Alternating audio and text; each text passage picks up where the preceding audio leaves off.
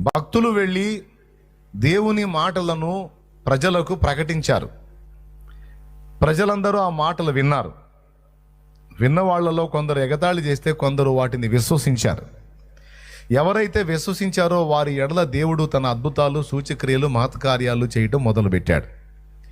ఫలితంగా వీరు ప్రకటిస్తున్న దేవుడు నిజంగా సర్వశక్తి గల దేవుడే అని ప్రజలు విశ్వసించినట్లు, ఇంకా విశ్వాసమందు బలము పొందినట్లు ఈ సూచక్రియలు, మహత్కార్యాలు కూడా వారు దేవుని మాటలను ఇంకా గౌరవించడానికి, గైకొనడానికి దోహదపడ్డాయి.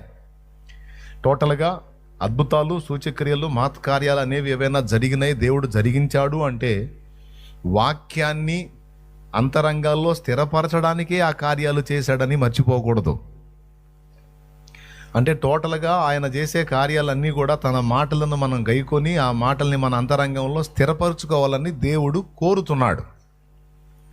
సో దేవుని మాటల్ని మనం శ్రద్ధగా విని వాటిని గైకొంటే దీవెనలన్నీ మనకు సంప్రాప్తం అవుతాయి. దేవుని మాటల్ని విని శ్రద్ధగా గైకొని వాటిని విశ్వసించగలిగితే దేవుని అద్భుతాలు, సూచక్రియలు, మహత్కార్యాలు నాడు కాదు నేడు మన దినాల్లో, మన బ్రతుకుల్లో కూడా చూడగలం. ఎందుకంటే అసలైంది ఏదో దాన్ని నువ్వు పట్టుకున్నావు. ఏంటి? దేవుని వాక్కు.